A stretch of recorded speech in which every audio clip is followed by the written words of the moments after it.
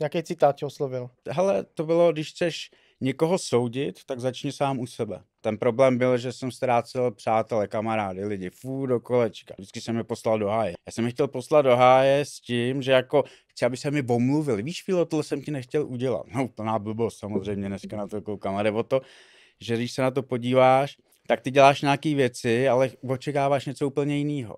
A jdeš na to vlastně nešťastným způsobem. Je to nešťastný způsob komunikace. Když chceš někoho soudit, začni u sebe. Tak jsem říkal, no tak jak já to dělám? Jako jo, jasně, já přece začínám u sebe, protože já vím, že jsem udělal tady jako blbost a on na to reagoval tak, jak reagoval. Ale on přece. A teď mi to docvaklo, že říkám, hele, ale jako sice začnu u sebe, ale skončím u něj. A vlastně on je ten merit věci, jako, a to je přece blbost, když se říká začni u sebe. A dneska, když se mě zeptáš, co je emoční inteligence, řeknu ti, to je jednoduchá věc.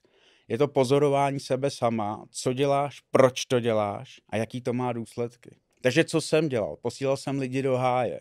Proč jsem to dělal?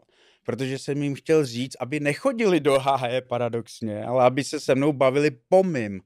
Dneska ti řeknu, že neexistuje po tvým.